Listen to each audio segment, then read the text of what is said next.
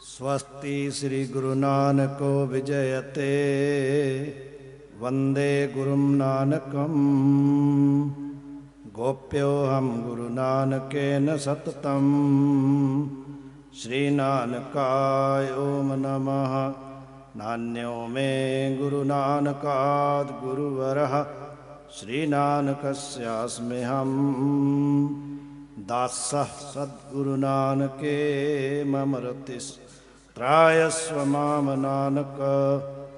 यो वन्द्यः खलु पापनाशन परो धेयो जनैः सर्वदा श्लाघ्यो वै भुवि पंडितैश्च सुखदो धीदोषः धर्मदः भक्तानामपि वाञ्छितादिफलदः श्रद्धावतां धीमताम् वंदे तं गुरु नानकादिरचितं ग्रंथसाहबं पावनम। जेता जियो पिंड सब तेरा तू अंतरजामी पुरख भगवान दासन दास कह जन नानक जेहा तू कराए है तेहा हो करीब क्यान।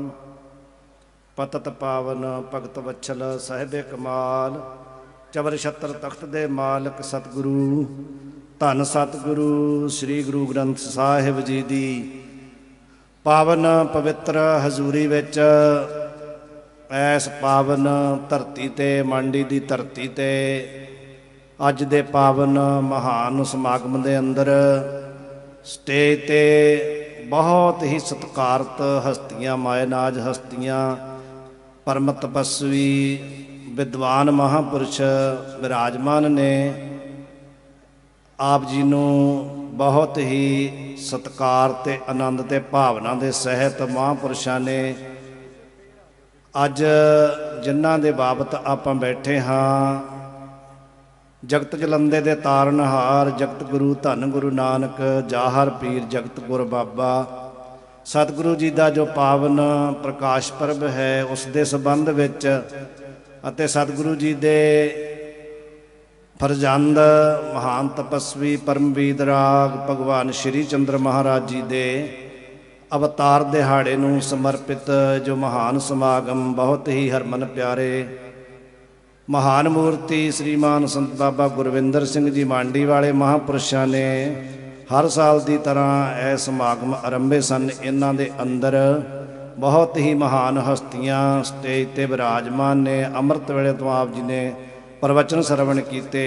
सिख पंथ के महान विद्वान सत्कारयोग श्रीमान संत बाबा हरी सिंह जी रंधावे वाले महापुरुष बैठे ने जिन्हां तो आप जी ने हुणे अमृतमयी बचन सरवण किए। महान हस्ती महान विद्वान श्रीमान संत ज्ञानी बंता सिंह जी वो भी बैठे ने। कार सेवा वाले महापुरुष निहंग सिंह जथेबंदियां दे सत्कारत महापुरुष सत्कारयोग इत्थे बैठे ने। आप जी ने बहुत अमोलक बचन अमृत वेले तो सरवण किए बाबा श्री चंद महाराज जी दे बाबत ਜਿਹੜੀਆਂ कोई साडे अंदर समय दे लिहाज नाल ऐस महान प्रभु पिता परमात्मा दे जो सरगुण अवतार आउंदे ने उन्हां नूं समझण विच कोताही हो जांदी है। असीं समझ नहीं पाउंदे, साडी बुद्धि पकड़ नहीं पाउंदी, जिस दे कारण असीं उन्हां ते कई प्रकार दीयां शंकावां विच ग्रस्त हो जांदे हां। उन्हां शंकावां दी निवृत्ति भी सत्कारयोग ज्ञानी बंता सिंह जी ने आप जी नूं प्रमाणां दे सहित दसी है। इतिहास तो आपां जाणू है कि जदों धन गुरु नानक साहिब जी की आमद हुई है उदों संसार की हालत की है, तो संसार दे विच परमात्मा जदों भी आउंदा है उदों यही हालत हुंदी है, तां ही परमात्मा नूं आउणा पैंदा है। गुरु नानक साहिब जी दे आउण दा भी ओही कारण है, ते हर युग दे विच परमात्मा दे आउण दा भावें ओ किसी भी रूप विच परमात्मा आवे कारण ते एक ही है। ਉਹ ਹਰੇਕ ਆਪਾਂ ਨੂੰ ਸ਼ਾਸਤਰ ਵਿੱਚੋਂ, ਹਰੇਕ ਗ੍ਰੰਥ ਵਿੱਚੋਂ, ਹਰੇਕ ਮਹਾਂਪੁਰਖ ਦੀ ਰਸਨਾ ਤੋਂ ਆਪਾਂ ਨੂੰ ਪਤਾ ਚੱਲ ਜਾਂਦਾ ਹੈ ਵੀ ਕਾਰਨ ਕੀ ਹੈ ਪਰਮਾਤਮਾ ਦੇ ਪ੍ਰਗਟ ਹੋਣ ਦਾ। ਆਪਾਂ ਸਰੀਰ ਵੱਲ ਨਾ ਤੱਕੀਏ, ਆਪਾਂ ਬਾਹਰੀ ਕਿਰਿਆ ਵੱਲ ਨਾ ਦੇਖੀਏ, ਕਿਉਂਕਿ ਇਹ ਜੋ ਸੰਸਾਰ ਦਾ ਨਿਯਮ ਹੈ ਨਾ ਉਹ ਸਾਡੇ ਤੇ ਘਟਦਾ ਆ, ਸੰਸਾਰੀ ਜੀਵਾਂ ਤੇ ਘਟਦਾ ਆ। ਪ੍ਰਭੂ ਪਿਤਾ ਪਰਮਾਤਮਾ ਦੇ ਉੱਤੇ ਉਹ ਅਸੀਂ ਆਪਣੇ ਸੰਸਾਰੀ ਨਿਯਮਾਂ ਨਾਲ ਦੇਖਾਂਗੇ, ਘਟਾਵਾਂਗੇ, ਤੇ ਫਿਰ ਤਾਂ ਸਾਨੂੰ ਸਾਡੇ ਵਰਗੇ ਹੀ ਦਰਸ਼ਨ ਹੋਣਗੇ, ਸਾਡੇ ਵਰਗਾ ਹੀ ਦਿਖੇਗਾ। ਤੇ ਉਹੋ ਹੀ ਕਾਰਨ ਹੈ ਯਦਾ ਯਦਾ ਹੀ ਧਰਮਸਯ ਗਲਾਨਿਰਭਵਤੀ ਭਾਰਤ ਅਭ్యుਥਾਨਮ ਧਰਮਸਯ ਤਦਾਤਮਾਨਮ ਸਿਰਜਾਮਿਹਮ ਪਰਿਤ੍ਰਾਣਾయ ਸਾਧੂਨਾਮ ਵਿਨਾਸ਼ਾਚ ਦੁਸ਼ਕ੍ਰਿਤਾਮ ਧਰਮ ਸੰਸਥਾਪਨਾਰਥਾయ ਸੰਭਵਾਮੀ ਯੁਗੇ ਯੁਗੇ। ਪਰਮਾਤਮਾ ਦੇ ਆਉਣ ਦਾ ਕਾਰਨ ਇਹੋ ਹੀ ਹੈ ਕਿ ਜਦੋਂ ਸੰਸਾਰ ਵਿੱਚ ਅਧਰਮ ਵੱਧ ਜਾਂਦਾ ਹੈ, ਅਧਰਮੀ, ਪਾਪੀ, ਦੁਸ਼ਟ ਲੋਕ, ਅਤਿਆਚਾਰੀ, ਜ਼ਾਲਮ ਲੋਕ ਵੱਧ ਜਾਂਦੇ ਨੇ, ਉਹਨਾਂ ਜ਼ਾਲਮਾਂ ਦਾ ਖਾਤਮਾ, ਨਾਸ਼ ਕਰਨਾ ਤੇ ਧਰਮ ਨੂੰ ਦੁਬਾਰਾ ਸੰਸਥਾਪਨ ਕਰਨਾ, ਤੇ ਜਿਹੜੇ ਮਹਾਂਪੁਰਖ ਪ੍ਰਭੂ ਦੇ ਪਿਆਰੇ ਬੰਦਗੀ ਵਾਲੇ ਉਹਨਾਂ ਦੀ ਰੱਖਿਆ ਕਰਨਾ, ਇਹ ਜਿਹੜੇ ਕਾਰਜ ਆ, ਇਹਨਾਂ ਕਾਰਜਾਂ ਵਾਸਤੇ ਉਹ ਪ੍ਰਭੂ ਕਿਸੇ ਨਾ ਕਿਸੇ ਰੂਪ ਵਿੱਚ ਪ੍ਰਗਟ ਹੋ ਜਾਂਦੇ ਨੇ। ਪ੍ਰਗਟ ਐਸੇ ਤੇ ਉਹ ਹਰ ਥਾਂ ਤੇ ਜ਼ਰਰੇ ਜ਼ਰਰੇ ਵਿੱਚ ਹੈ ਪਹਿਲੇ ਵੀ, ਇਹ ਨਹੀਂ ਕਿ ਪਹਿਲੇ ਨਹੀਂ ਹੈ ਤੇ ਹੁਣ ਪ੍ਰਗਟ ਹੋ ਗਿਆ। ਪਰ ਕੋਈ ਵਿਸ਼ੇਸ਼ ਜਿਹੜੇ ਇਹ ਕਾਰਜ ਦੱਸੇ ਨੇ ਨਾ, ਇਸ ਵਾਸਤੇ ਪ੍ਰਭੂ ਕਿਸੇ ਨਾ ਕਿਸੇ ਰੂਪ ਵਿੱਚ ਆ ਜਾਂਦੇ ਆ, ਪ੍ਰਗਟ ਹੋ ਜਾਂਦੇ ਆ। ਫਿਰ ਉਹ ਰੂਪ ਵੀ ਵਿਲੱਖਣ ਹੀ ਹੁੰਦਾ ਆ। ਆਪਾਂ ਪਿਛਲੇ ਯੁੱਗਾਂ ਵਿੱਚ ਦੇਖ ਲਓ ਤੇ ਕਿਤੇ ਨਰ ਸਿੰਘ ਰੂਪ ਹੋ ਕਰਕੇ ਆ ਜਾਂਦੇ ਨੇ, ਤੇ ਫਿਰ ਆਪਾਂ ਜਦੀ ਬਾਹਰ ਵਾਲੀ ਕਿਰਿਆ ਦੇਖਾਂਗੇ ਤੇ ਫਿਰ ਆਪਾਂ ਨੂੰ ਲੱਗੇਗਾ ਵੀ ਇਹ ਪਰਮਾਤਮਾ ਹੈ। ਵਿਸ਼ੇਸ਼ ਕਾਰਜ ਹੈ, ਥੋੜੀ ਦੇਰ ਵਾਸਤੇ ਹੀ ਆਏ ਨੇ ਪਰ ਨਰ ਸਿੰਘ ਰੂਪ ਧਾਰਨ ਕਰ ਲਿਆ। ਇਸੇ ਪ੍ਰਕਾਰ ਜਦੋਂ ਵੀ ਕਿਤੇ ਜ਼ਰੂਰਤ ਪਈ ਆ ਕਿਸੇ ਮੱਛ ਅਵਤਾਰ, ਕਿਸੇ ਕੱਛ ਅਵਤਾਰ, ਸਮੇਂ ਦੀ ਜ਼ਰੂਰਤ ਨੂੰ, ਹੁਣ ਉੱਥੇ ਤੇ ਬਹੁਤਿਆਂ ਨੂੰ ਸ਼ੰਕਾ ਹੋ ਜਾਣੀ ਆ ਵੀ ਪਰਮਾਤਮਾ ਮੱਛ ਅਵਤਾਰ ਵੀ ਹੋ ਸਕਦਾ, ਕੱਛ ਅਵਤਾਰ ਵੀ ਹੋ ਸਕਦਾ। ਆਪਾਂ ਤੇ ਜੋ ਸਾਡੇ ਵਰਗਾ ਆਕਾਰ ਹੈ ਉਹਨੂੰ ਹੀ ਨਹੀਂ ਮੰਨ ਰਹੇ, ਤੇ ਦੂਸਰੇ ਨੂੰ ਆਪਾਂ ਕਿੱਥੋਂ ਮੰਨਾਂਗੇ। ਹੈ ਤੇ ਪਰਮਾਤਮਾ ਦਾ ਅਵਤਾਰ ਹੈ, ਇਹਦੇ 'ਚ ਕੋਈ ਸੰਸ਼ੈ ਨਹੀਂ ਹੈ, ਇਹ ਸਭ ਸਪਸ਼ਟ ਹੈ। ਜਦੀ ਐਸਾ ਨਾ ਹੁੰਦਾ ਤੇ ਕਲਗੀਧਰ ਪਾਤਸ਼ਾਹ 24 ਅਵਤਾਰਾਂ ਦੀ ਕਥਾ ਬਿਆਨ ਨਾ ਕਰਦੇ। ਪਾਤਸ਼ਾਹ ਦੇ ਬਚਨ ਪ੍ਰਮਾਣਿਕ ਹਨ ਕਿ ਨਹੀਂ, ਉਹਨਾਂ ਨੇ 24 ਅਵਤਾਰਾਂ ਦੀ ਕਥਾ ਵਰਣਨ ਕੀਤੀ ਹੈ। ਇਸੇ ਪ੍ਰਕਾਰ ਇਹ ਵੀ ਇੱਕ ਬੜੀ ਰਹੱਸ ਵਾਲੀ ਗੱਲ ਹੈ ਕਿ ਆਪਾਂ ਭਟਕ ਜਾਂਦੇ ਹਾਂ, ਸਮਝਦੇ ਨਹੀਂ ਕਿ ਜਦੋਂ ਪਰਮਾਤਮਾ ਨੇ ਕਿਸੇ ਕਾਰਜ ਦੀ ਪੂਰਤੀ ਵਾਸਤੇ ਅਵਤਾਰ ਧਾਰਨ ਕੀਤਾ ਹੈ ਤੇ ਉਹ ਕਿਸੇ ਨਾ ਕਿਸੇ ਤਰ੍ਹਾਂ ਦਾ ਆਕਾਰ ਬਣਾ ਕੇ ਹੀ ਪ੍ਰਗਟ ਹੋਏਗਾ। ਧੰਨ ਗੁਰੂ ਨਾਨਕ ਸਾਹਿਬ ਜੀ ਦੀ ਆਮਦ ਹੋਈ ਹੈ, ਉਹਨਾਂ ਨੇ ਜਿਹੜਾ ਕਾਰਜ ਆਰੰਭਿਆ ਬਹੁਤ ਵਿਸਤਾਰ ਨਾਲ ਆਪ ਜੀ ਨੂੰ ਗਿਆਨੀ ਜੀ ਸੁਣਾ ਰਹੇ ਸਨ। ਉਹਨਾਂ ਨੇ ਜਿਹੜੇ ਕਾਰਜ ਦੀ ਪੂਰਤੀ ਕਰਨੀ ਹੈ, ਉਸੇ ਕਾਰਜ ਦੀ ਪੂਰਤੀ ਦੇ ਵਿੱਚ ਹੀ ਉਹਨਾਂ ਨੇ ਇੱਕ ਹੋਰ ਸ਼ਕਤੀ ਪ੍ਰਗਟ ਕੀਤੀ ਹੈ। ਉਹਨਾਂ ਦੀ ਆਪਣੀ ਸ਼ਕਤੀ ਹੈ, ਆਪਣਾ ਅੰਸ਼ ਹੈ। ਪਰਮਾਤਮਾ ਦੇ ਸਾਰੇ ਅੰਸ਼ ਹਨ ਨਾ, ਵੈਸੇ ਤਾਂ ਸਾਰਾ ਸੰਸਾਰ ਹੀ ਪਰਮਾਤਮਾ ਦਾ ਅੰਸ਼ ਹੈ। ਮਮਈ ਵਾਂਸ਼ੋ ਜੀਵ ਲੋਕੇ ਜੀਵ ਭੂਤਾ ਸਨਾਤਨ। ਵੈਸੇ ਜਿਹੜਾ ਸਾਰਾ ਸੰਸਾਰ ਹੈ ਇਹ ਜੋ ਦਿਸ ਰਿਹਾ ਹੈ, ਬ੍ਰਹਮ ਸਤਿਅਮ ਜਗਨ ਮਿਥਿਆ ਜੀਵੋ ਬ੍ਰਹਮਈ ਨ ਪਰਹ। ਵੈਸੇ ਤਾਂ ਸਾਰਾ ਸੰਸਾਰ ਹੀ ਉਸ ਦੀ ਅੰਸ਼ ਹੈ। ਇਹ ਈਸ਼ਵਰ ਅੰਸ਼, ਜੀਵ ਅਵਿਨਾਸ਼ੀ। ਜੀਵ ਵੀ ਤੇ ਈਸ਼ਵਰ ਦੀ ਅੰਸ਼ ਹੈ। ਜਿਵੇਂ ਦੱਸ ਰਹੇ ਸਨ ਨਾ ਕਿ ਇਹ ਸਾਰੀ ਗੁਰੂ ਨਾਨਕ ਦੀ ਫੁਲਵਾੜੀ ਹੈ, ਗੁਰੂ ਨਾਨਕ ਦਾ ਅੰਸ਼ ਹੈ। ਤਾਂ ਜੋ ਅੰਸ਼ ਹੁੰਦਾ ਹੈ ਨਾ, ਉਹ ਅੰਸ਼ੀ ਨਾਲੋਂ ਅਲੱਗ ਨਹੀਂ ਹੁੰਦਾ। ਇਹ ਭੁਲੇਖਾ ਆਪਾਂ ਨੂੰ ਪੈ ਗਿਆ। ਜੇ ਅੰਸ਼ ਨੂੰ ਮਿਲਾ ਕੇ ਹੀ ਅੰਸ਼ੀ ਬਣਦਾ ਆ, ਜਦੋਂ ਆਪਾਂ ਪੱਤੇ, ਟਾਹਣੀਆਂ, ਫਲ ਫੁੱਲ ਸਾਰੇ ਗਿਣੀਏ ਤੇ ਸਾਰੇ ਦਾ ਨਾਮ ਰੁੱਖ ਹੁੰਦਾ ਆ, ਇਕੱਲੇ ਦਾ ਨਾ ਰੁੱਖ ਨਹੀਂ ਹੁੰਦਾ। ਪਰ ਜੇ ਕਹੀਏ ਵੀ ਜੜ ਨਾਲੋਂ जड़ियाँ टाहणियाँ पत्ते आ वो अलग ਹਨ। जिवें आपां नूं दस्सिया ਗਿਆਨੀ जी ने भी उन्हां दा आकार अलग अलग है, एक नहीं हो सकता, पर जड़ तो एक है। ये सारा जो कायनात है उस प्रभु दी है, उस गुरु नानक दी अंश है। ते ओहो ही अंश बाबा श्री चंद्र जी महाराज भी हैं।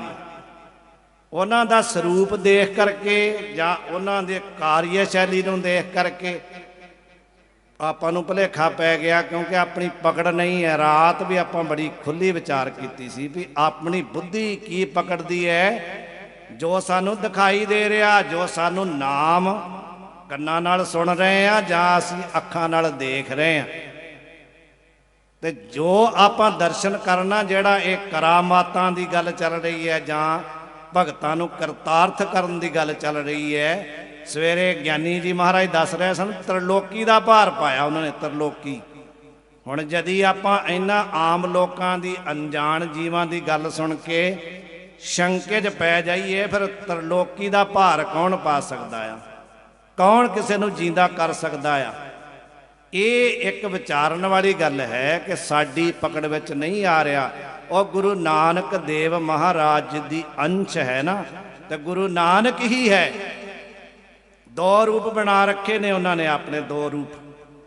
कारज भी उही करना आ, पर जदों जिवें कोई आपां नाटक देखते हैं, कोई तमाशा देखते हैं, कोई फिल्म देखते हैं, तो उहदे विच पात्र अलग अलग हुंदे हन।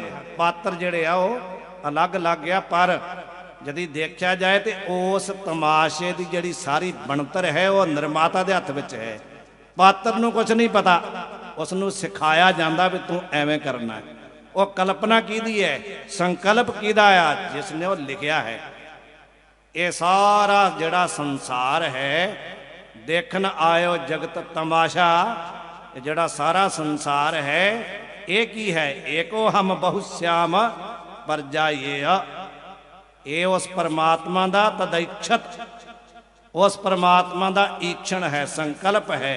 कीता पसाओ एको कवाओ, तिसते होए लख दरियाओ। ये उस परमात्मा का जिसने इसका निर्माण किया है, उसका संकल्प है। कुछ इत्थे होया ही नहीं है वही दृष्टि च, अपनी दृष्टि च तो है और होना भी चाहिए, आपां ते इसनूं मन्नांगे। पर जिसने बनाया उसकी दृष्टि में कुछ नहीं है, वो तो आप ही सारे पसरिया होया है, आप ही विराजमान है।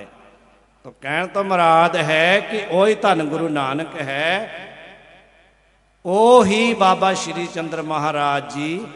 एक वेद दे विच बचन है, कल भी इत्थे महापुरुष बोल के गए ने कि जिवें एक पिता का जिहड़ा पुत्र हुंदा है उसनूं की समझिया जाता है, पिता की आत्मा समझिया जाता है, पिता ही पुत्र रूप विच आया है समझिया जाता है।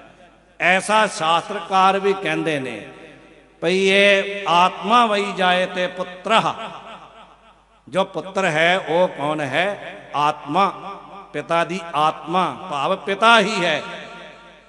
तो यदि पिता की कमाई, धन नानक तेरी बड़ी कमाई, यदि गुरु नानक साहिब जी का जो बख्शिश है, जो उन्हां दी महिमा है, वडियाई है, वो इन्नी वड्डी है, तो जो उन्हां दी अंश है, जो उन्हां दी आत्मा है, उसकी वडियाई का अनुमान साडे वर्गे लगा लेणगे। दस्सिया ना आप जी नूं ज्ञानी जी ने भई भाई तुसीं उन्हां दा अनुमान लगा सकते हो। प्रगट भई सगले जुग अंतर गुर नानक की वडियाई, जड़ी साडे लफजां दा मुथाज नहीं है। ओ प्रभु जो इंद्रे भ्यापरा ह्यर्था, ह्यर्थे भ्यश्च परम मन, मानसस्तु परा बुद्धि, बुद्धेरात्मा महान पर। वो ऐसा है कि उत्थे साडी इंद्रियां दी, साडी बुद्धि दी, साडे मन की पकड़ तो परे है। असीं बुद्धि का प्रयोग करके ते उस परमात्मा की जां उसकी अंश की कृति उत्ते शंका करते हैं। सानू उन्हां दे बोलां ते भी शंका, किहड़े बोल ते असीं विश्वास कर रहे हैं, किन्ने क बोल असीं मन ले परमात्मा दे। रात भी आपां विचार कीती, सानू अपने समझा रहे ने, कलगीधर पातशाह कह रहे ने कि मैं कौन हाँ। याही काज तरा हम जन्मं समसंदो साधु सब मन मम। कादे वास्ते? धर्म चलावन संत उबारन दुष्ट सबन को मूल उपारन। उन्होंने अपने बचन ने। तो जेड़ा ऐसा है जिहदा स्वरूप ऐसा है, उस दे बोलां ते सानू शंका हो रही है, उस दी कृति ते सानू शंका हो रही है। ये साडी बुद्धि दी पकड़ तो परे दी गल है। उत्थे साडी बुद्धि पहुंचती नहीं। जतो वाचो निवर्तनते अप्राप्य मनसा साह, वो प्रभु है। वो धन बाबा श्री चंद्र जी महाराज हन। श्री चंद्र उन्हां दा नाम है, श्री चंद्र। अब श्री चंद्र दी जो आपस में संबंध है बड़ा गहरा है। बड़े महापुरखा ने आप जी नूं अजे बचन सुनाने आ। जदों आपां इहते विचार करांगे ना श्री चंद्र की है, फिर सारी शंका समाधान निकल जाएगी। श्री क्या है? श्री है माया। ते चंद्र कौन है? प्रकाश। श्री जड़ है, चंद्र चेतन है। श्री जड़ है, चंद्र चेतन है। जेड़ी जड़ है पसारा सारा तमाशा जड़ दा है, पर वो जेड़ी माया ये तमाशा दिखा रही है, ਉਹਦੇ पिछे सत्ता केड़ी है? चेतन दी। ये सारा पछारा श्री है, ते इस सारे पछारे का प्रकाश कौन है? चंद्र। वो सन धन बाबा श्री चंद्र जी महाराज। इस करके आपां सारे ही जिवें दस्या महापुरखां भी श्रद्धा रखिए, भावना रखिए, तां आपां उन्हां दी जो महिमा है, वडियाई है, स्वरूप है, उसनूं पछाण सकते हाँ। तां ही आपां सारे जिहड़े बैठे हैं ना, इस कायनात दे अंदर जो प्रभु विराजमान है, उसनूं याद करके अनुभव करके फिर सारियां सबे घट राम बोले।